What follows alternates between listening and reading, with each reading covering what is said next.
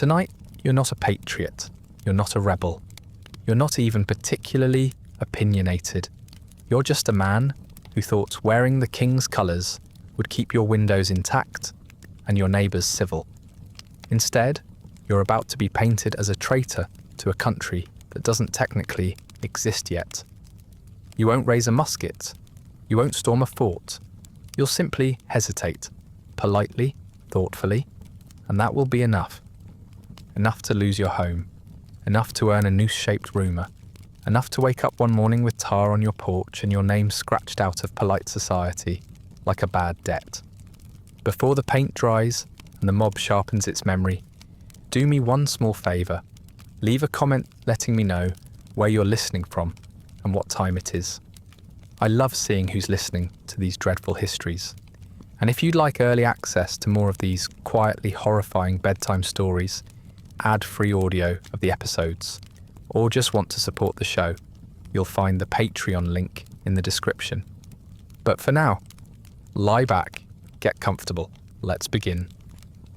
You are never the sort to cause trouble, not the sort to shout or swear or make bold declarations in taverns after too much cider. You were raised to believe in patience, in structure, in property lines and polite conversation, and the sanctity of regular taxation. Your father paid his dues to the crown, and his father before him, and now here you are, respectable, stable, and about as threatening as a pew cushion. You own land and a shop. You've built a life here, solid, not flashy. The floors don't creak. The door shuts properly. You know your neighbours' names, and they know yours, which used to be a comfort. Used to be. Before the conversations turned sharp and the questions turned pointed, and the newspapers started calling men like you words that weren't quite treasonous, but certainly weren't kind. You're not loyal to the king, not really. Not in the way these pamphlets claim. You're loyal to peace, to not being stabbed by your barber because he read something dramatic and misinterpreted it halfway through his second pint. You want to keep your windows intact and your barn unburnt. You want your daughter to marry well and your accounts to balance. If that means respecting the authority of the British Empire, so be it. They're far away, but they write nice laws and keep pirates off the coast. You can work with that. What you can't work with is chaos. And that's what this smells like. Not revolution, not liberty, chaos. Young men with no titles and too many ideas, shouting about rights they've only recently learned to spell. Drunkards talking strategy over spilled ale. Old friends who now give you strange looks if you don't denounce the Stamp Act with sufficient flair. There's no sense to it, no plan. Just noise and smoke. And the occasional effigy of a tax collector dangling from a tree like a sick joke. No one's willing to call cruel. You don't hate the colonists. You're one of them technically. You were born here, raised here. You've paid for roads and watched the crops grow and buried relatives in this soil. But you've also read the reports from London. You've seen what rebellion does in Ireland or Jamaica or anywhere else. The Crown takes a firm interest in preserving dignity. It doesn't end with freedom. It ends with gallows and debts and people whispering about whose cousin disappeared in the night. So you keep your voice calm and your doors locked. When others raise toasts to liberty, you sip your drink quietly and change the subject. When asked your opinion, you say something vague about moderation. Sometimes that works. Other times it makes things worse. Moderation, it turns out, is the new heresy. It isn't that you love the king, you've never met him. He could be 6 feet tall or shaped like a sack of flour, and it wouldn't change your rent. But the idea of a distant monarch, far removed from the petty insults of your neighbours and the day-to-day grievances of provincial life, that appeals to you. He doesn't ask for much, just loyalty, or more accurately, silence. You can manage that. You've been managing it for years.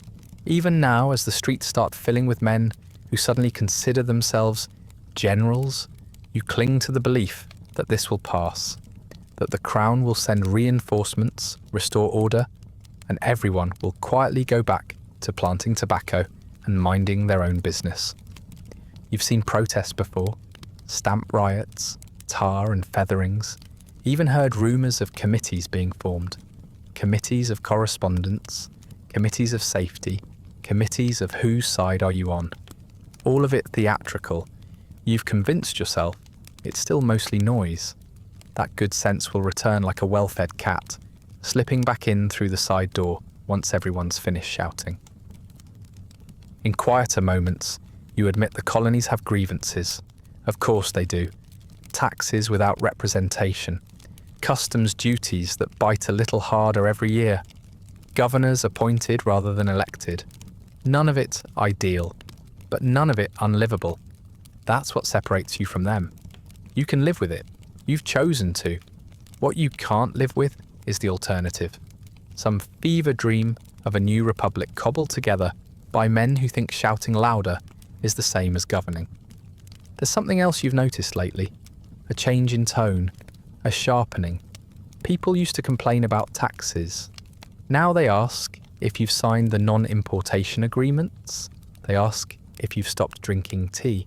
They ask where your loyalties lie, and they don't say it like a question. They say it like a test, and you are very much aware that there are wrong answers. Still, you stay put. You host quiet dinners, you sweep your stoop, you dress modestly and pay the proper fees, and keep a spare candle in the drawer, just in case. If the world is ending, you figure you might as well go out with clean boots. The funny part is you still think you're doing the right thing. Or if not right, then at least reasonable. You're not rebelling. You're not conspiring. You're not calling for anything, really. Just trying to be left alone. But history has a peculiar hatred for people who try to be left alone during revolutions. They tend to end up branded, chased out, or forgotten entirely. And so, for now, you remain what you've always been, a quiet man in a quiet room, loyal not to the king, but to the fragile idea that order is worth something, even when no one around you seems to remember what it looks like. It begins with paper. Not laws, not soldiers, just paper. Leaflets tacked to trees, nailed to church doors, slipped under shutters, and stuffed into saddlebags. Broadside after broadside, each louder than the last, each promising a different vision of justice, liberty, and other abstractions that don't seem to come with ledgers or crop yields. The ink is cheap, the grammar erratic, and the outrage carefully curated to appeal to men who've never seen Parliament but are suddenly convinced they've been personally wronged by it. They call it information. You call it kindling. By the time you realise how fast it's spreading, it's already everywhere. Town criers start adding flourishes to their announcements, slipping phrases like tyranny into the market updates. Ministers go off script in their sermons, hinting that Christ himself might have dumped tea in a harbour, had he been so taxed.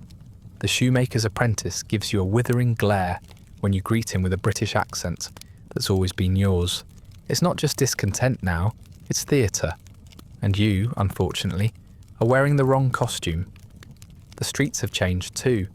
They used to be dusty and dull, filled with the usual traffic of carts, dogs and gossip. Now they bristle with energy. Meetings in taverns, speeches on crates, parades that blur the line between festivity and threat.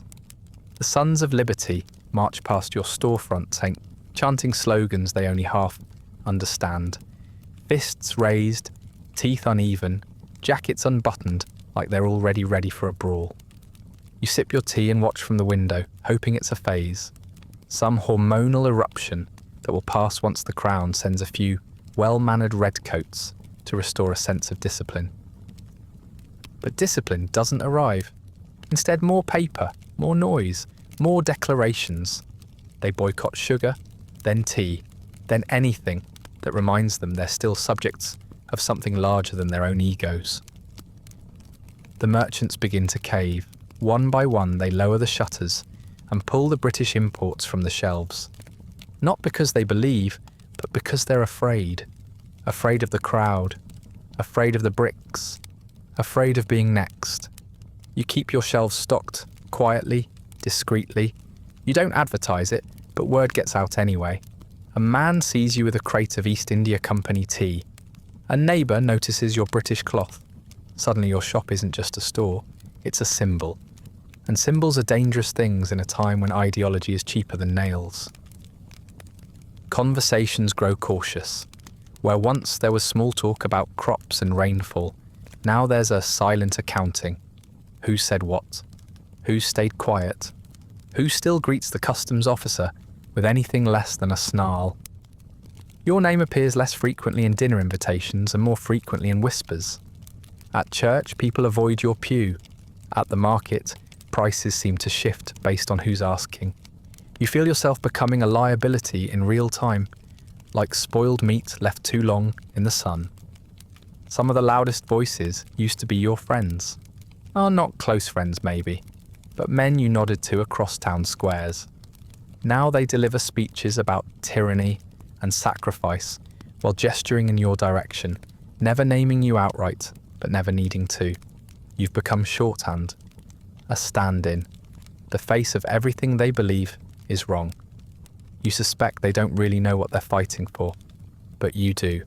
Your estate. It's not just the mob that worries you, it's the silence. The way people you've known for years suddenly hesitate before greeting you.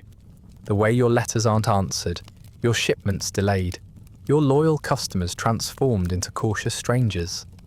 The atmosphere hums with tension, like the sky before a storm. Only, it's not the weather you're watching. It's the way your apprentice avoids eye contact.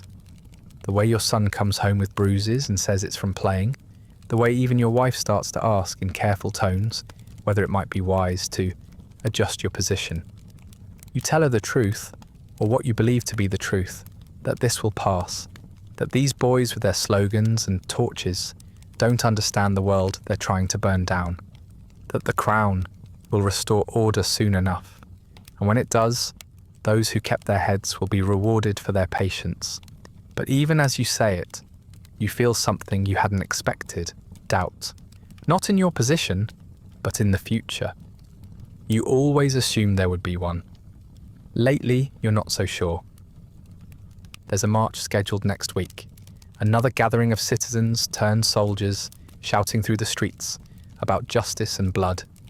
You've thought about leaving town for the day. Maybe visiting a cousin inland. Maybe just not being visible. But that feels like surrender. And you haven't done anything wrong. You pay your taxes. You obey the law. You have always obeyed the law. Surely that should count for something. Still, you find yourself packing a small satchel. Just in case. A change of clothes. A few coins. The deed to your property. Carefully folded. You don't tell anyone. You're not running. Not yet. But something in your bones tells you this isn't just a moment. It's a movement. And movements don't leave room for neutrality. The world outside your window grows louder by the day. The slogans sharper. The eyes colder. You begin to understand that the revolution won't knock on your door, asking politely for your opinion. It will come with torches and questions already answered. And when it does, your silence will be the loudest thing you've ever said. You've always believed in thinking things through, not just reacting, not getting swept up in the noise, but stepping back and weighing your options like a proper gentleman. That's what separates you from them. The ones screaming in the square, scrawling angry slogans, and tossing perfectly good tea into the harbour as if the gesture itself will make Parliament tremble. They think emotion wins wars. You think wars should be avoided altogether. You've done the math privately in the dark hours when the shouting grows too loud outside your shutters. Britain is the most powerful empire on earth. They have ships, dozens, maybe hundreds of them. Trained officers, professional soldiers, warehouses full of gunpowder, and ledgers that never forget. What do the colonies have? Farmers with pitchforks, printers with slogans, and a deeply misguided belief that enthusiasm is a substitute for strategy. You're not against change, in principle, but this isn't change. This is amateur hour with muskets. Even if they somehow manage to win a few skirmishes, and you admit grimly that some already have, The end result will be disaster. Trade will collapse, foreign powers will circle like vultures, and the men currently crowing about liberty will spend the next 20 years arguing over how to govern a country they only know how to set on fire. You've read enough classical history to know how revolutions tend to end. Not with freedom, but with purges, with tribunals, with everyone suddenly wondering who was truly loyal enough. So you hold the line, not loudly, not foolishly, but with quiet determination. You make no speeches, you carry no banners, but you continue to pay your taxes, hang your portrait of the king, and avoid the shops that display the new rebel emblems in their windows. You believe in institutions, you believe in law, you believe in not being murdered over bread prices or the wrong flag flying above the courthouse. You keep waiting for others to come to their senses, for the rebellion to burn itself out on its own contradictions. And at first you think it might. There are setbacks, squabbles, moments where the mobs turn on each other instead of the supposed enemy. You take comfort in that. The chaos can't sustain itself forever, you reason. The crown will reassert control. The adults will come back into the room. Things will return to order, but the opposite happens. The chaos doesn't collapse. It solidifies. It becomes routine. Committees take over. Councils form. Militiamen begin dressing like soldiers and worse, acting like them. The rebellion begins to grow teeth, and suddenly your restraint, your moderation, isn't seen as wisdom anymore. It's seen as betrayal. Not because you fought for the other side, but because you didn't fight at all. You try to explain it once in a letter to a friend who's thrown in with the rebels. You write carefully, laying out your reasons like a man submitting a business proposal. You mention stability, order, the dangers of premature independence. You even flatter his convictions. You receive no reply. Weeks later, a copy of your letter is tacked to the door of your meeting house, annotated in ink with the word coward written 3 times in the margins.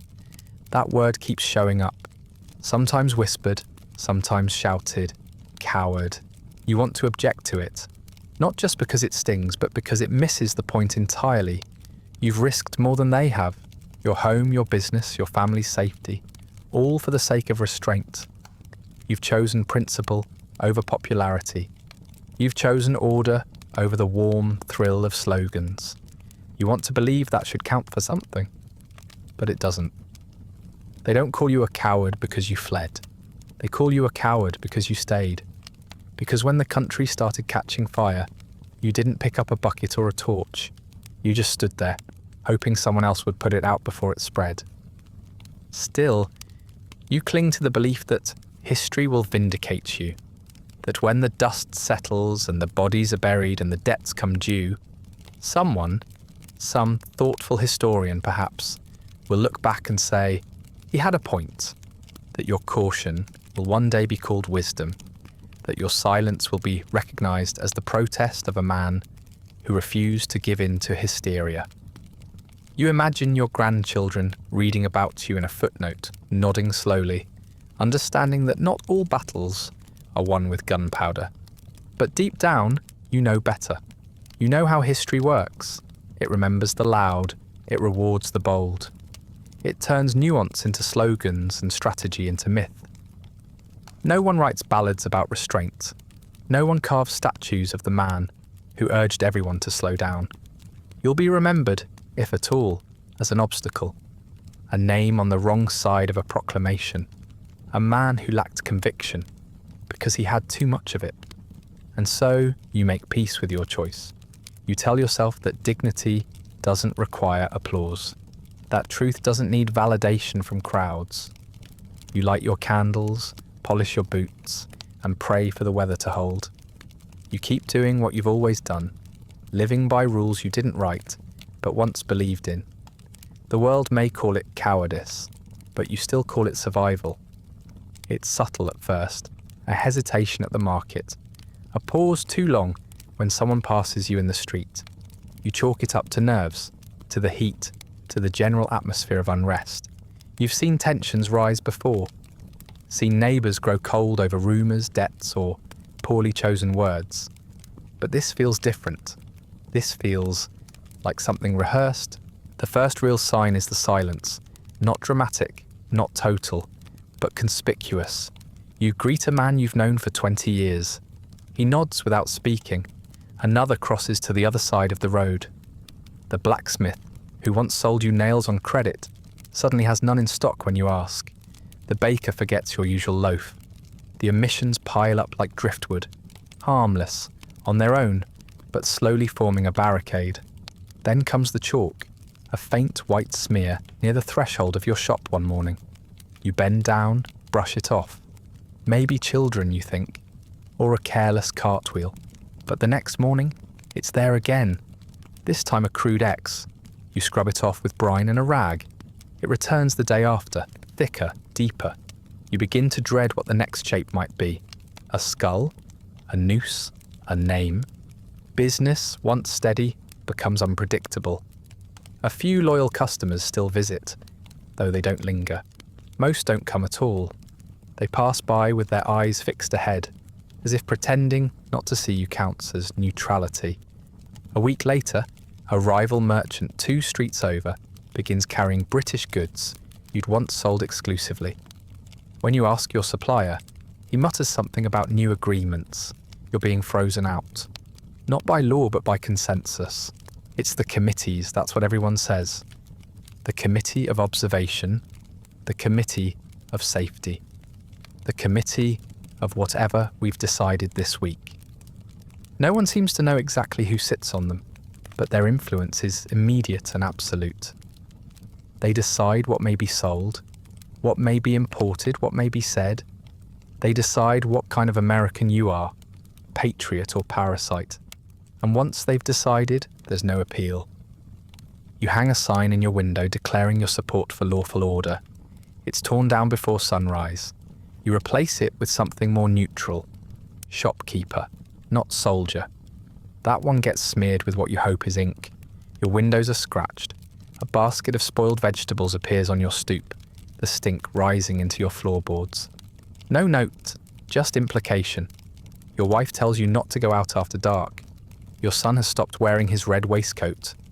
Your daughter has stopped attending her lessons entirely, claiming headaches. You don't argue, you understand. Safety is a calculation now, not a certainty. You begin locking the doors even in daylight, not out of paranoia, but prudence. You no longer trust the crowd to make distinctions between protest and punishment.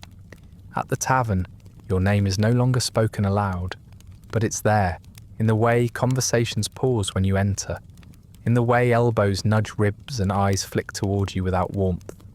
You hear murmurs, stories you don't recognize, opinions you never voiced. Somehow, you've become a symbol, a placeholder for every injustice they believe was done to them by someone with better handwriting and fewer calluses. You never made speeches, never reported anyone, never called for violence. All you did was stay quiet and keep doing what you'd always done. But in times like these, in revolutions dressed up as righteousness, silence is treason, trade is treason, neutrality is treason. The only safety lies in performance, and you've never been much of an actor. You consider joining the boycott, if only, and you've never been much of an actor. You consider joining the boycott, if only to placate, to ease the pressure, but it's already too late. You're marked, not for what you're doing now, but for what you didn't do when it first began. You didn't cheer, you didn't rage, you didn't pick a side loudly enough. And now both sides assume you belong to the other. Your brother writes from another colony, says he's joined a local militia, says the movement is gaining strength, says you should declare your allegiance before it's too late. But he also says, in a careful postscript, that if you have already declared, perhaps it's better if you stop writing for a while. For his safety, of course, just until things settle. You don't write back. The worst part isn't the fear, it's the erosion. Not of your business or your reputation, though those are certainly bleeding out. It's the erosion of trust, of normalcy, of the quiet, dependable fabric of everyday life. The nod from the milkman, the shared complaint about the weather, the familiar greetings that once held communities together. All of it dissolves into suspicion and performance. You start hearing about tar and featherings in nearby towns, about men ridden out on rails, their clothes stripped, their hair hacked off, about women shouted down in markets, their family names disgraced because their husbands failed to sign the latest petition. Cancel culture before hashtags, just pitchforks and the occasional burning effigy. You wonder who decides when it's your turn, whether there's a list, whether it's already too late. You leave your porch light on, though it offers no real protection. You keep your musket clean. Though you pray, you never have to use it. You pray harder now, but even the prayers feel political. And through it all, you try to carry on. You sweep the steps, restock the shelves, count the coins that arrive in smaller numbers every week. You try to act as though things might return to normal, as if normal is something that can be reclaimed once it's been weaponized. You don't sleep well, not because you expect them tonight, but because you know that, eventually, they'll come. It happens on a night without moonlight. You had hoped the rain would keep them away, that even revolutionaries disliked wet feet. But revolutionaries, it turns out, hate staying dry more than they hate staying home. You're sitting in your study pretending to read a page you've reread 6 times, when you hear the first sound. Not a knock, not even a shout. Just the low, unmistakable scrape of boots on gravel. Too many to ignore, too synchronized to be casual. You rise slowly, not because you're brave, but because you don't want to be caught sitting down. Dignity feels important, even now, even when the walls seem to press inward. Your wife is upstairs. You told her to sleep, she won't. She's lying there in full clothes, listening, one hand on your daughter's shoulder, both of them pretending not to be afraid. You want to believe this is a bluff, an attempt to scare.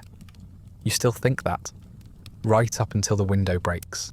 The first stone doesn't shatter much, just a hairline crack. The second one doesn't miss. Glass sprays into your hallway. You don't scream. You just flinch, then open the door yourself, because they were going to open it anyway. Best not to give them the satisfaction of breaking it down. They don't speak to you. They don't have to. They chant, loudly, but without rhythm. A chorus of mismatched voices, drunk on ale and certainty, reciting phrases they half remember from pamphlets and pulpits. Traitor, crown lover, enemy of liberty. Someone throws a bucket at your steps. It sloshes, tar thick and reeking, already steaming in the air. A sack of feathers is raised like a trophy. Your name is shouted, and not in greeting. You're seized before you can ask a question. 4 hands, maybe 6, grab your arms. Someone kicks the back of your knee. You crumple to the ground, then are hauled up again, boots dragging against the flagstones you laid yourself. You think of the rug you just cleaned, of the desk you won't return to, of your wife upstairs, listening through her fingers. They don't kill you. That would be too quick, too clean. What they want is a message, something loud, unforgettable, and just public enough to be considered a warning instead of a crime. They drag you through the square. You see people in windows, faces pale, curtains parted just an inch. No one intervenes, no one calls out. A few look away, most don't. You're stripped to the waist and bound to a post. The tar is hot, not boiling but not far off. They smear it on like paint, thick and methodical. It burns in waves. You try not to scream, and mostly you succeed, until they reach the ribs. Then you scream. It doesn't matter. No one flinches. A boy, no older than 14, dumps a sack of feathers over your head. They stick in clumps, forming grotesque wings across your arms, catching in your mouth and throat as you cough. Someone plays a fife. Poorly. It's meant to be patriotic. It sounds like mockery. A few men hoist a banner behind you, with a crude crown drawn in blood-coloured paint and a noose beside it. You don't know if it's supposed to represent you or the king.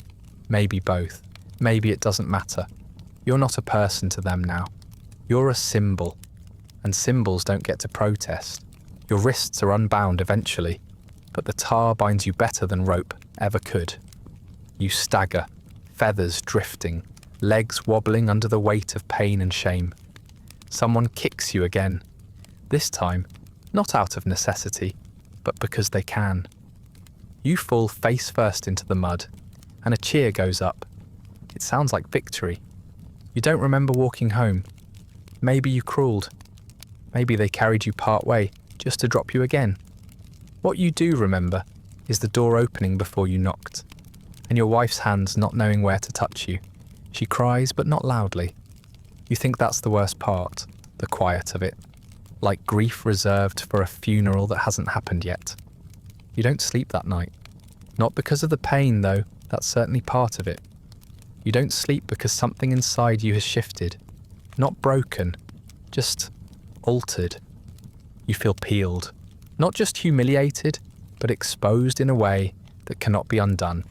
People saw you like that. Neighbours, children. Your name is already travelling faster than you are. The next morning, no one speaks of it. The grocer nods like usual. The blacksmith waves almost too casually.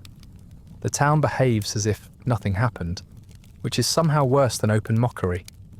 You're expected to carry on, to participate, to prove your loyalty by showing how little the punishment mattered. You hear one man describe it as a necessary statement. Another says it was more symbolic than serious. You're told it wasn't personal, that it wasn't even meant to hurt, and you believe them. In the same way, you might believe a man who says he tripped just before his fist found your jaw. No one calls it violence when it's patriotic. You do what you're supposed to do, what a man of sense and order does, after being assaulted, humiliated, and dragged half-naked through the street. You report it, you clean the tar from your skin as best you can, dress in the least damaged clothing you can find, and you go to the sheriff's office. Because law is meant to be the line between civilization and chaos. You still believe in that, or at least you want to. The sheriff doesn't seem surprised to see you. He looks up from his desk with the slow weariness of a man who's already decided what he will and won't bother to care about. You tell him everything. Who was there, what they did, what they chanted, what they threw. You name names, not in anger, just fact. Calm, controlled, hoping that clarity still counts for something. He listens, but not really. His quill doesn't move. His eyes drift toward the window. When you finish, there's a pause, and then he offers you a shrug, so casual it might as well be a cough. He says the men were probably caught up in the mood, that things have been tense lately, that you probably seemed threatening, that you're lucky it wasn't worse. He suggests you let it go for your own sake. You ask if he plans to take a statement. He doesn't answer. You ask if he'll be investigating. He sighs and mutters something about priorities. When you ask again, he meets your gaze and says, very softly, that some matters are better left in the hands of the people. You leave without raising your voice because you're still clinging to the belief that somewhere, someone will care that a crime was committed. You try the magistrate next. You dress better. Speak more carefully. You bring your deeds, your account book, even the letter from the Crown that once got you invitations to dinner. The magistrate's clerk receives you with forced politeness, and you're made to wait longer than necessary. When you're finally admitted, the judge, who once toasted your health at your own table, barely meets your eyes. You present your complaint. You ask for redress. You explain with as much dignity as you can muster that the town is turning lawless and that you expect the Crown's courts to respond with the justice they're sworn to uphold. He nods along, fingers steepled, mouth tight. When you finish, he tells you he'll take it under advisement. You know what that means. You knew before you walked in, but it still lands like a verdict. What you don't say, what you barely let yourself think, is that you've helped fund half the civic offices in this town. You donated to the militia's armory. You loaned money for road repairs. You hosted fundraisers for the very courthouse you're now being quietly escorted out of. You once believed that loyalty brought protection. What you've learned is that loyalty only buys expectations, and those are now being returned to you unopened. The law hasn't disappeared. The buildings are still here, the courts still open, the ledgers still record. But something vital has shifted. Justice isn't blind. It's merely been handed off to someone else. Someone with louder friends, better slogans, and less interest in process. Your rights haven't been revoked. They've simply been loaned out to the prevailing mood, like chairs at a meeting you're no longer invited to. The local militia holds drills twice a week in the green behind the church. You used to stand at the front during those drills, offering polite critique, occasionally supplying funds for powder or boots. Now you stand behind the hedgerow, unacknowledged. Your name has quietly disappeared from the muster rolls. You didn't resign. No one dismissed you. You just stopped being included. One afternoon, you see your neighbour, whose son was among those who dragged you through the street, handing out flyers for a community defence patrol. He greets you with the vague civility of a man who's already decided you don't matter. When you ask what exactly they're defending against, he smiles and says, "You know, threats." You know exactly what he means.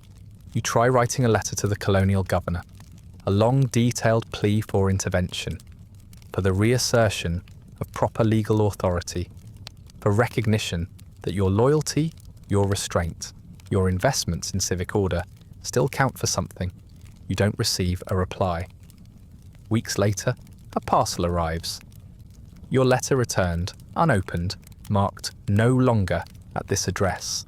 A rumour reaches you that the governor's residence has been vandalised, that he's fled.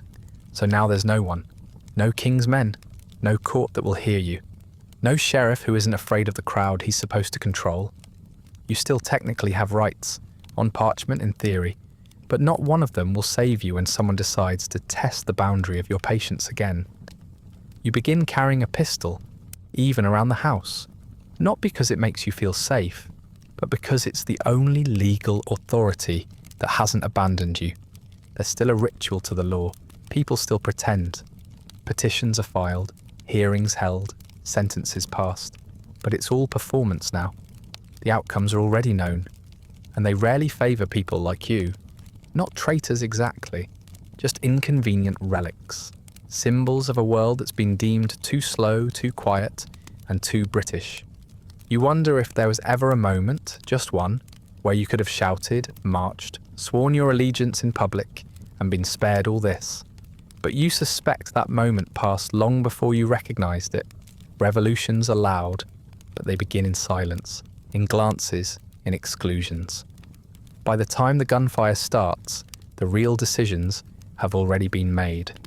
And now, when people say the law, they mean whatever makes the mob smile. They mean who can gather the most voices, not who can cite the most statutes. They mean power, not justice, not fairness, not peace, just power. It starts with a list, not a trial, not a summons. A list. Your name is on it, printed just below a few others you recognise. Men who fled months ago, men whose houses now sit empty, curtains stripped, fences broken. You find out not by mail or messenger, but because someone nails a copy to the door of the meeting house.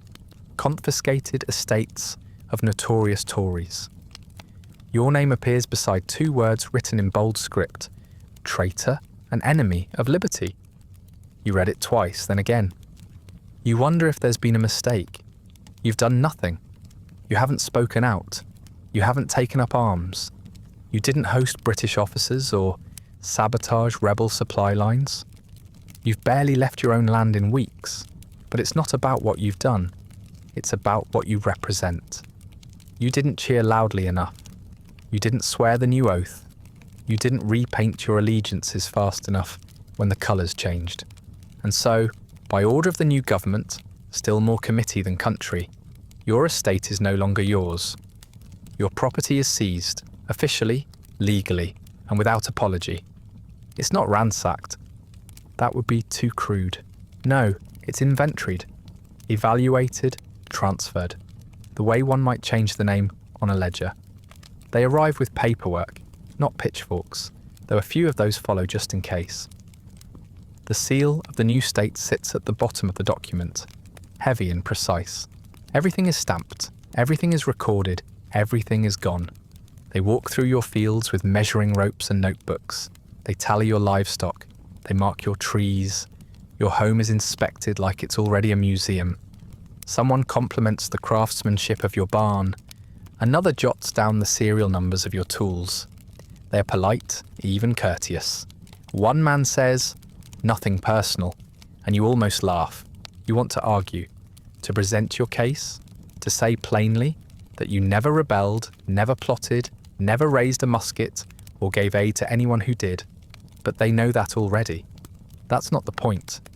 The point is you didn't fight for the revolution, and now they've decided that neutrality is indistinguishable from treason. You didn't fight the rebels, you paid for their shoes. That was enough. You try to petition. You write to the new assembly, to the committee in charge of property seizures. You explain your loyalty to law, to order, to peace. You remind them of your contributions, your service, your silence. You receive no response, or rather, you receive the same response everyone does. The law has spoken. The revolution must protect itself. The needs of the people outweigh the claims of the individual. You are allowed to stay in the house for now, but only temporarily. You're told you'll be given time to arrange your affairs. They give you a date by which you must leave. 30 days. You ask where you're meant to go. They don't answer. It's not their responsibility. Some of your neighbours express regret. Quietly, of course, behind closed doors. A few offer to take in your livestock or store some of your furniture, just until you're settled somewhere else. They say it's a shame. They say they always thought you were decent. One man even says he knows you meant well, but none of them speak out. None of them write letters on your behalf. None offer you a room in their home. They're trying to be kind without being seen being kind. Others are less delicate. One man laughs as he walks past your fence. A woman you once hired to sew curtains spits at your boots. A boy throws a stone, not to hit you, just to make sure you see him doing it. They're not trying to punish you. They're trying to prove something to someone else. It's performance, same as always, just louder now, more confident. Inside your house, your wife begins sorting linens into crates. She doesn't speak while she does it. Your children are quiet too. They've learned not to ask what happens next. You pack your books, your papers, your letters. You leave behind the heavy furniture. There's no point in taking it. It was built for permanence, and you no longer qualify. You begin to understand the true purpose of the confiscation acts. It's not just about land or loyalty. It's about erasure. Your name will be stripped from the tax rolls. Your title removed from deeds. A new man will walk your fields and call them his. And in time, no one will remember they were ever yours. That's the part that stings the most. Not the loss, but the replacement. As if you were never here at all. The newspapers report it like a triumph. Another Tory estate reclaimed for the people. There's no mention of your years of service, your donations, your attempts to stay neutral. Just your name, your acreage, and a list of assets handed off to the revolution, like spoils from a raid. You thought the law had abandoned you when the sheriff stopped listening. But this is worse. This is the law working exactly as intended, just not for you, not anymore. You're not being robbed, you're being processed. And when it's done, when the papers are signed and the ink has dried, and your home is no longer your home, you stand at the edge of your former property and look back one last time.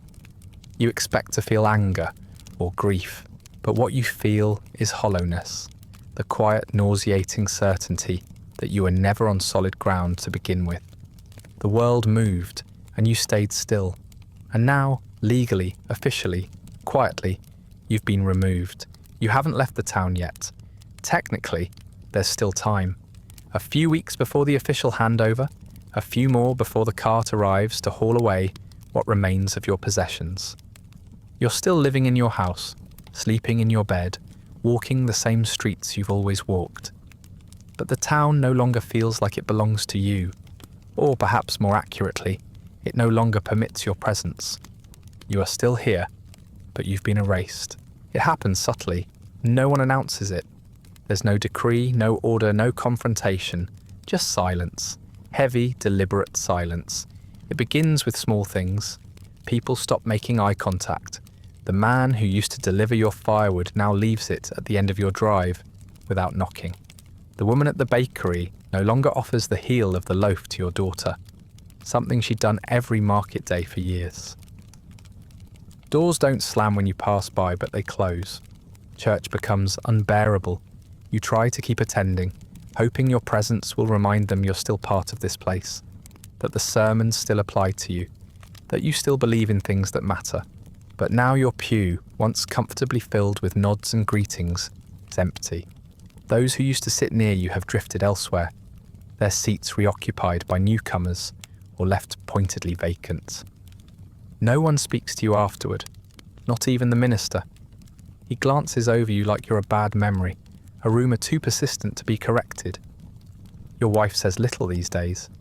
She's stopped trying to reason it out, stopped asking why the silence feels worse than the shouting. She moves through the house quietly, like someone afraid of waking something. Your son avoids town altogether, says he prefers walking in the woods, which you suspect is true, but not the whole truth. He knows he's marked too, by name if not by deed. Your daughter tries to carry on, as though nothing's happened. But when her fiancé stops calling, stops writing, stops appearing at the gate, even she runs out of excuses.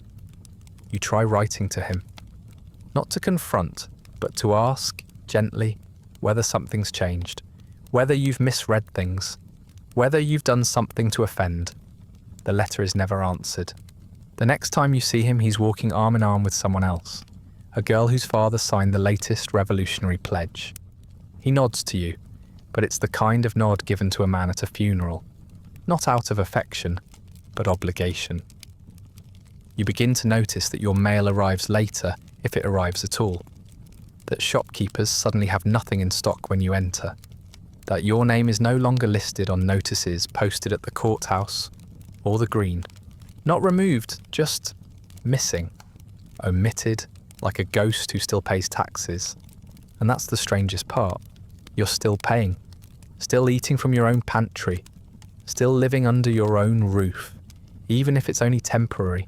You haven't vanished physically, but the erasure is complete just the same. You speak and no one answers. You nod and no one nods back.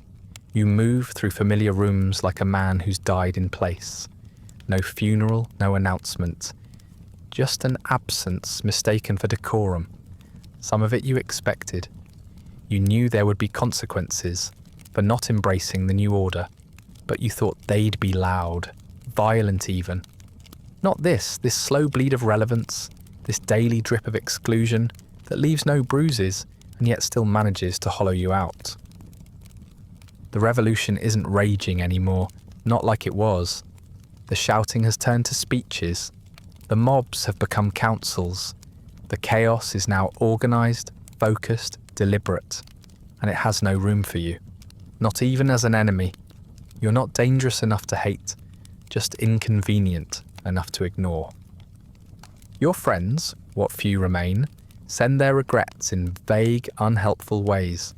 One writes to say he'd like to visit, but it's not a good time. Another passes you in the square and says, "You look well," and nothing more. No one defends you. No one invites you in. But they all seem to think they've done nothing wrong. They haven't cursed you. They haven't burned your house down. They've simply removed the expectation that you should be spoken to. There's a kind of cruelty in that restraint. You can brace against violence. You can prepare for insult. But what do you do with polite absence? With the void left when an entire community agrees, without saying so, that you no longer belong? You walk through your own house like a guest. You fold clothes that will never be unpacked. You open the curtains in the morning to a town that doesn't see you. Your voice echoes louder in the hallway than it ever did when your children were small and shouting down the stairs. Even the birds seem quieter. You remind yourself that you haven't been exiled. You're still here. No one drove you out, not with torches or muskets or warrants. But that's the trick, isn't it? It's not exile when it happens in your own parlour. It's just vanishing. And that's what they've done. Not destroyed you, not punished you, just erased you. So cleanly that when you finally leave, the town won't need to say a word. It will just go on as if you were never part of it at all. You don't call it fleeing, not out loud, not even in your head most of the time. You call it leaving, relocating, repositioning yourself for safety and survival, just like any reasonable man would do when his country quietly revokes his right to exist in it. You tell yourself it's a practical decision, no different than pulling up stakes during a bad harvest or moving downstream when the old mill runs dry. But you know better. Everyone does. There's no farewell, no send-off, no last supper with friends. You leave before sunrise, not because of fear, but because there's nothing left to wait for. The house is packed, the crates are labelled. Most of what you once owned is already gone, sold, stolen, or redistributed under the new laws. You carry a suitcase, a letter from a British officer in New York promising safe passage, and a coat you once believed made you look dignified. Now it feels like costume. Your wife ties the last buckle on the smallest trunk. Her hands are firm and practiced. She doesn't cry. You wish she would. You'd know what to do with tears. Instead, she gives you a long, quiet look, then turns to help your eldest button his coat and check the laces on your daughter's worn boots. The children are already dressed and waiting, standing by the hearth like figures from a painting no one wants to finish. They don't speak, not because they're angry, but because they have already accepted this. They understood the silence long before you did. The road to the port is rutted and slow. You ride in a borrowed cart with your family beside you, your son asleep on your shoulder, your wife hunched forward against the wind. Your daughter watches the trees pass with a gaze too old for her age. The boy beside the driver talks about horses and weather and other things with no weight. You nod at the right times. You tell yourself this is just another chapter, that you'll start again, that other men have done worse with less. It's the kind of thing desperate people tell themselves before they realise the ground they're standing on is already halfway gone. At the docks, the ship leans slightly in the water, as if exhausted. It's not majestic, not the kind of vessel you once imagined when thinking about the might of empire. It smells of mildew and salted rope, the planks soft with age, the crew indifferent to the cargo, human and otherwise. You show your letter. The officer barely glances at it. He waves you aboard with a nod that suggests obligation rather than welcome. The deck is crowded with families like yours, men in threadbare coats, wives clutching bundles wrapped in blankets, children trying not to cry in front of their fathers. Some wear powdered wigs, now lopsided. Others have dry tar still clinging to the edges of their sleeves. One man leans over the rail and vomits without warning. No one reacts. You nod to a few, and they nod back, but no one speaks. Conversation requires energy. And you've all spent yours on the terrible act of pretending this isn't happening. The ship lists as cargo is loaded. You guide your family below deck to a cramped corner where there's just enough space to sit and not quite enough to sleep. Your wife unpacks bread wrapped in linen. Your daughter folds her coat beneath her head. Your son curls against you and begins to doze again. You place your case at your feet and check its contents one last time. Not because anything valuable is in it, but because it's the last container of a life that was once respectable, if not important. You still have the deed to your former property, though you no longer know why. You think about home, if it can still be called that. The way the light fell across your front step in autumn. The way your daughter laughed before the world taught her to stop. The sound of your wife humming as she shelled peas, of all things. You try not to dwell on these details, but the silence of exile invites reflection, and the mind tends to drift toward warmth, even when warmth is dangerous. Above, the crew prepares to cast off. The port bustles with activity, though not for your benefit. No one waves, no one calls your name. You look back just once, and the town is already fading into mist and distance. You wonder if anyone will even notice you're gone, if someone will buy the house, if your pew at church will be filled by a man with louder convictions and a more convenient sense of timing. As the sails are raised and the wind takes hold, the motion begins. It's rougher than you expected. You haven't spent much time at sea, why would you? You were a man of land, of foundations and stone and seasonal rhythms. The ocean offers none of that. Just sway and uncertainty. You grip the rail. You try not to vomit. You fail. You thought exile might carry a kind of nobility, that leaving with your head high might feel like principle. Instead, it feels like indigestion and salt and regret. You're seasick among men who also made bad choices, men who stayed silent or waited too long or trusted the wrong names. There's no fellowship in it, just the shared humiliation of realizing that your country has outgrown you, or perhaps simply discarded you. You try to sleep, you can't. The groaning of the ship's beams keeps you half awake, so do the dreams. You see your house again, your neighbours, the list nailed to the door, the word traitor etched beside your name in block letters. You never fired a shot. You never shouted in a square. You simply endured. That was your crime. In the morning you rise to grey light and a sky that offers no comfort. Your wife is already up, adjusting the blanket around your son. Your daughter watches the window, slit as the horizon comes into view. There's land far ahead, barely visible. A new place, a chance to begin again perhaps. But you already know it will not be the same. You will not be the same. What you had is gone. Not just your property, but your place in the world. And whatever waits across the sea, it won't be home. It will be survival, which at this point will have to do. You arrive in Nova Scotia, or perhaps New Brunswick, somewhere coastal and grey, somewhere that smells of salt and damp wood, and the faint, metallic bite of disappointment. There's no welcome party, no cheering crowd waving Union Jacks.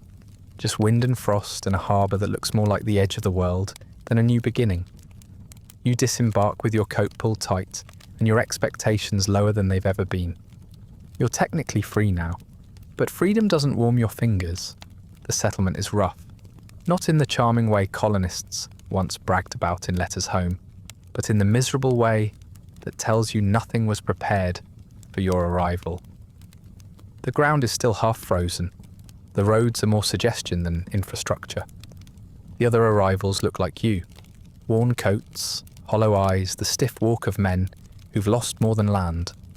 Some try to stand straight, to carry themselves with the dignity they once had, but the wind is good at cutting through that. You're given a plot of land, or rather, you're pointed toward it. It's yours by decree, granted by the Crown in recognition of your loyalty. But there's nothing on it. No house, no fencing, no cleared field, just snow crusted over stony soil, thick with roots and stubby pine, a patch of wilderness pretending to be compensation. You stare at it for a long while, trying to imagine how it might one day support a family, how you might coax crops from it, or build something worthy of permanence. It's not impossible, you tell yourself, just unlikely. You meet with officials, British ones at least nominally. They shuffle papers and speak in tones that try to sound sympathetic, but land closer to administrative fatigue. There are too many of you, too many petitions, too many hands reaching out for too few tools. One man suggests you could work as a clerk in town. Another says a sawmill is being built that might need men with strong backs. You were a landowner, a merchant, a gentleman. Now, you're a pair of hands and a mouth to feed, and that's about all anyone has the bandwidth to acknowledge. The housing is temporary, a wood-framed barracks shared with 6 other families who cough through the night and argue during the day. You keep to yourself. You eat boiled flour and dried peas, salt pork if you're lucky. You try to keep your boots dry. Some mornings you wake up with frost on the inside of your blanket. you learn to expect very little. That way, when something breaks or disappears or freezes solid, you're not disappointed, just tired. Your wife does her best to hold things together. She takes in mending, barters for candles, wraps the children in layers that don't match and teaches them to keep their voices low. Your son chops wood. Your daughter fetches water from the river, now lined with ice at the edges. They don't complain, not out loud, but you see it in the way they stop asking when things will get better. They already know the answer. You try writing letters again, to England, to distant cousins, to anyone who might still care. Some never arrive. Some arrive and are never answered. You begin to realise that your usefulness has expired. You were valuable when you were resisting rebellion, when your loyalty served a political purpose. Now you're just another displaced subject of a distant empire, one more name on a ledger filed under Problem Colonial. Occasionally someone gives a speech. A visiting officer or administrator will gather the loyalists and remind them they are heroes, survivors, builders of a new stronghold of the crown. They use words like duty and sacrifice and foundation. You nod along with everyone else, but your stomach turns. Not from anger, but from the strange hollowness that comes when you realise you're being thanked for something you never meant to do. Some of the other loyalists talk about rebuilding. They say this is a second chance, that the land is hard, but the future could be bright. They draw maps in the dirt and plan trading posts and churches and new names for new towns. You admire their optimism. You don't share it. You can plant crops and cut timber and hammer boards together, but you can't build back what was taken from you. The comfort of familiarity, the dignity of being known, the subtle pride of walking streets where your name once meant something. Winter drags on longer than it should. Even when the snow starts to melt, the ground stays stubborn and cold. You plant late, and the harvest will be poor. You know that already. The other settlers help each other when they can, but there's only so much to go around. You hear of some who give up entirely, who leave for England or Jamaica, or simply vanish into the woods. Others die quietly, names misspelled in parish records, remembered only by the indentations they left in their bedrolls. You don't know what your story will be yet, whether you'll survive another winter, whether your children will stay, whether you'll ever stop measuring days by how often you can feel your fingers. But you do know this: you were given land, not justice, not honour, not peace, just land. A frozen patch of empire that says loyalty in the ledger and expendable in the margins. The crown gave you land. The rebels took your life, and somewhere in between, you stopped being a person and became the moral footnote to someone else's victory. Eventually, the cold settles into your bones in a way that makes you stop blaming the weather. You realise it's not just the wind or the snow or the hard soil that's left you feeling brittle. It's the weight of being unwanted. The land has accepted you because it doesn't have a choice. The crown has placed you here because it doesn't have a better idea. And as you sit by the fire, if you can call 3 sputtering sticks a fire, you begin to wonder whether anyone left still remembers why you came here at all. You start writing again, not to Canada or to the colonies, but to England, London, Exeter, Bristol, places where your name still appears in old correspondence, in fading ledgers, in wedding announcements tucked into the corners of newspapers you haven't seen in years. You write to old friends, former associates, distant cousins. You tell them your situation plainly, not with desperation, but with precision. You ask for opportunities, for introductions, for consideration. You write in the tone of a man who still believes that civility and reputation might yield something. Anything. The responses come slowly, and they all sound the same. Polite sympathy, carefully worded regret, vague promises of prayer and encouragement. Some mention how brave you were to stay true to your principles. Others refer obliquely to difficult times and Unfortunate developments. No one offers you passage. No one sends money. A few don't write back at all. You read the letters twice, then burn them. Not out of rage, but because they're too heavy to keep. Each one is another nail in a coffin you've already been sleeping in. They confirm what you suspected from the start. You're not a hero, not a refugee, not a patriot. You're a political inconvenience, a man who chose the losing side of a rebellion, and now exists as a reminder that loyalty doesn't always come with a return policy. You thought England would remember, that someone somewhere in the grand structure you defended would find room for you. A modest post, a desk job, a position in a warehouse or customs office, something with a window perhaps. Instead, they've filed your name under past obligations. You served your purpose. You resisted rebellion. You were an example. Now you're an expense. Your wife still moves about the cabin with quiet efficiency, but you've stopped trying to talk to her about England. She used to ask whether anyone had written back. Now she just folds the laundry and keeps her eyes on the hearth. You don't know if she's given up on hope, or if she's simply storing it somewhere deeper than you can reach. She says little, and when she does, it's about firewood or stew.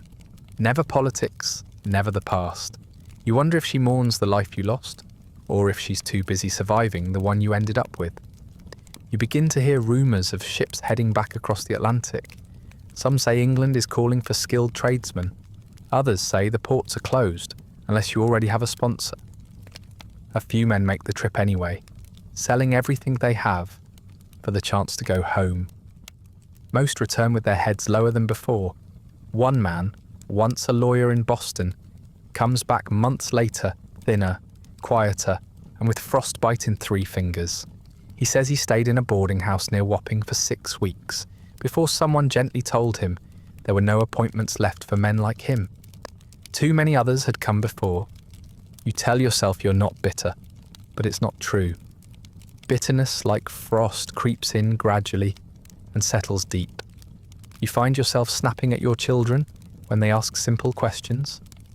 You walk past the chapel without going in.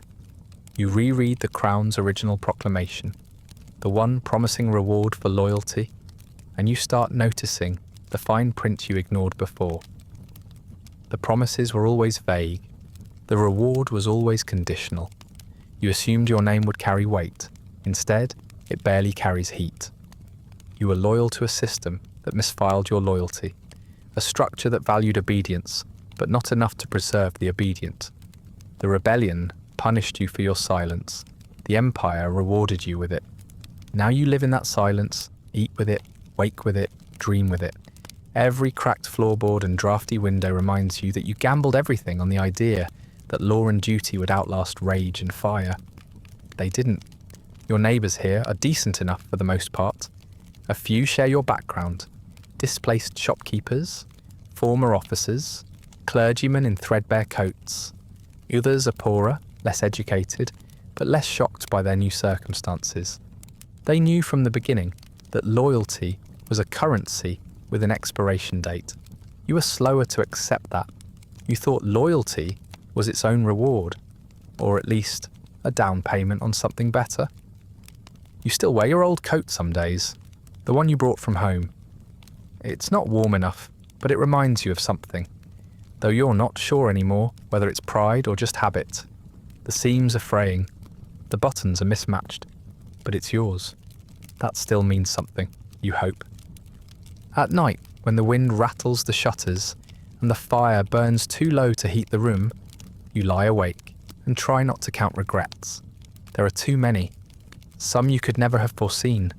Others were obvious at the time, but you convinced yourself that patience would solve them. You were taught that history remembers those who stood firm. You've come to learn that history mostly remembers the ones who won. There is no homecoming for you, no portrait in a hallway, no pension or plaque. You'll live out your years in a place that doesn't ask questions and doesn't offer answers. A place that treats your past as a mildly interesting anecdote. You might be mentioned in a letter or in the footnotes of someone else's story, but never the headline, never the reason. You still write letters sometimes, not for help, just to remind yourself that you still exist. You sign your name carefully with the same flourish you learned in youth. And as you seal the envelope and place it on the sill, you allow yourself one fleeting hope. Not that someone will answer, but that someone will read it and understand what you gave up, what was taken, what never came back. You live longer than you expected. Not well and not notably, but long enough to see the world forget what it did to you. The settlement endures, it becomes a town, then a village with a name that never makes the maps in London.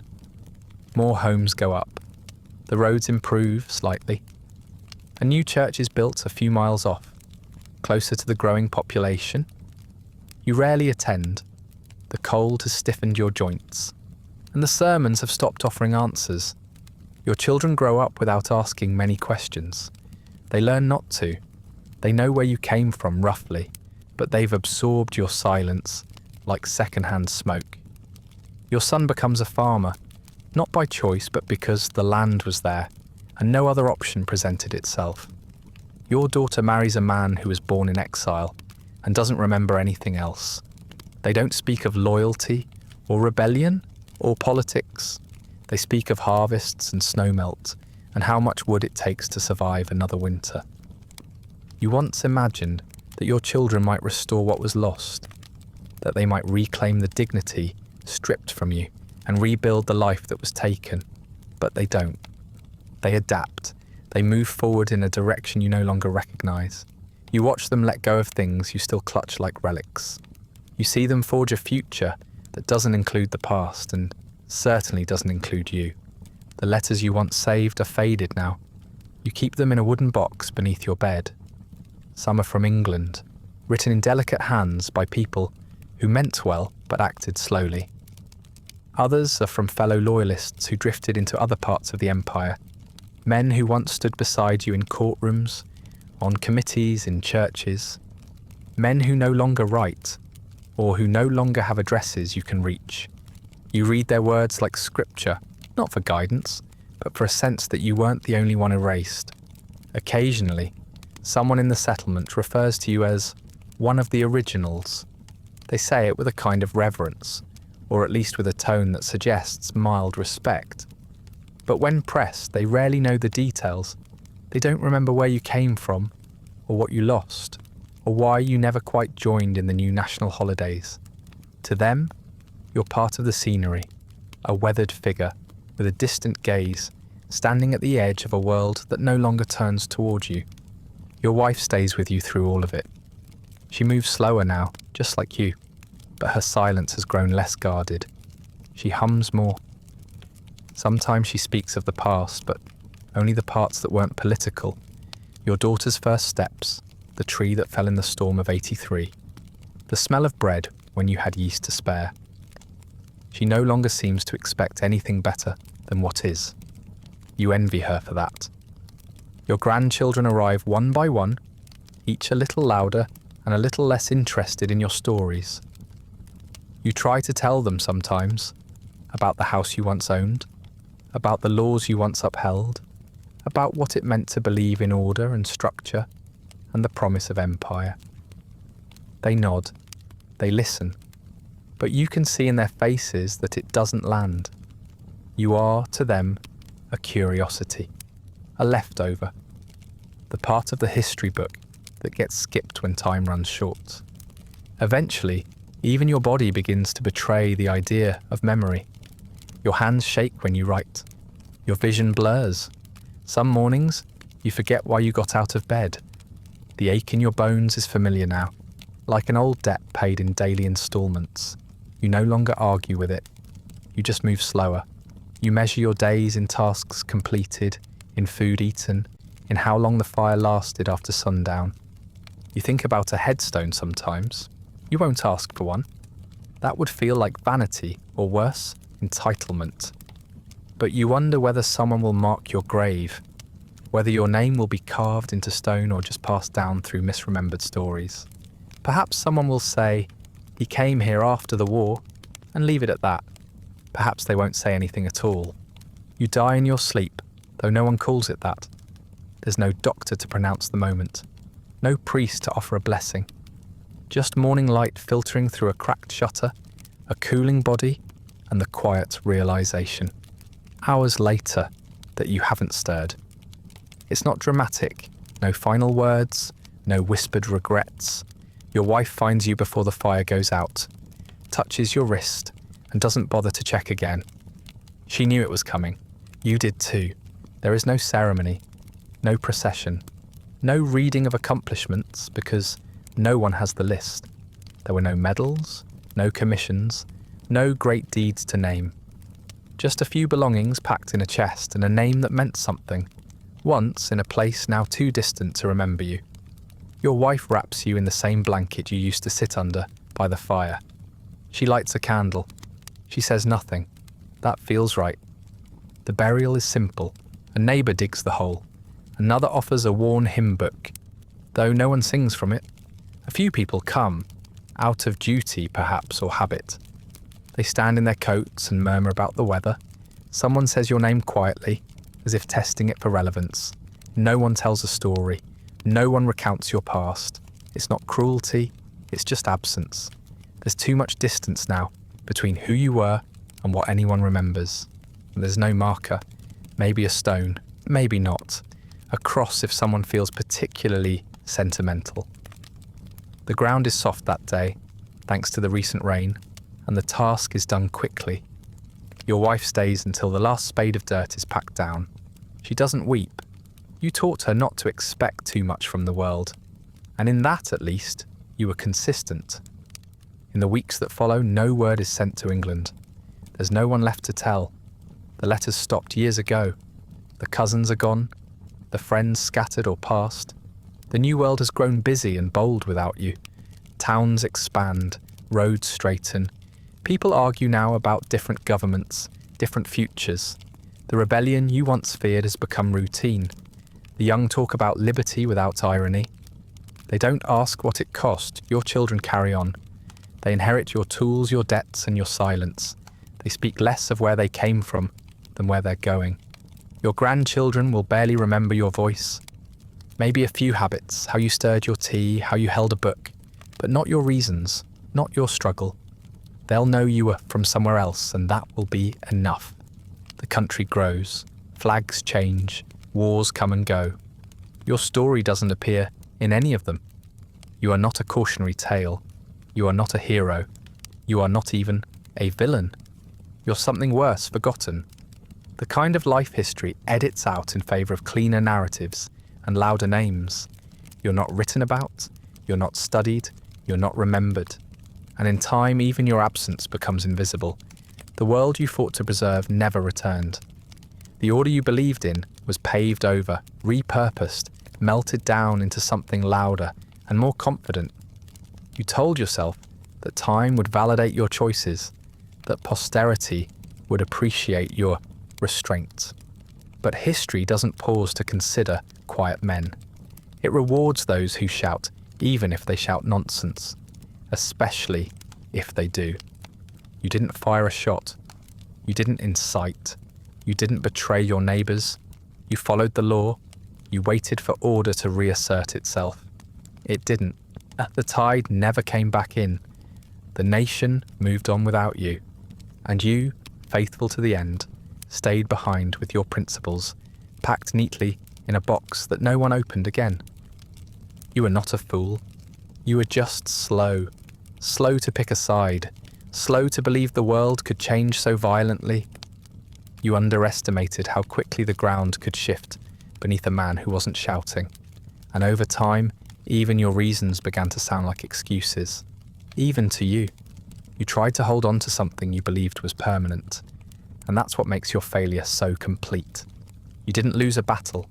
You lost a bet on permanence in a world built on upheaval. And when the noise died down, there was no one left to tell your side. Because there was no audience, no anthem, no need. History only writes songs for the winners, and no one singing for you. That brings us to the end of tonight's Quiet Descent, a story not of martyrdom or rebellion, but of what happens when history outgrows the people who once upheld it. If you're still listening, Thank you for staying with me through this slow collapse into silence, where loyalty brought no safety and memory granted no reward.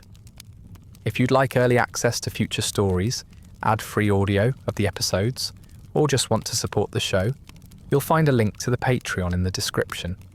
Feel free to like, subscribe, or leave a comment with other forgotten corners of history you'd like to see unearthed. If you're listening on a podcast app, a rating or review helps others find their way to these stories. And special thanks to the supporters who make this show possible, including our chronicler, Andrew S. Sleep well.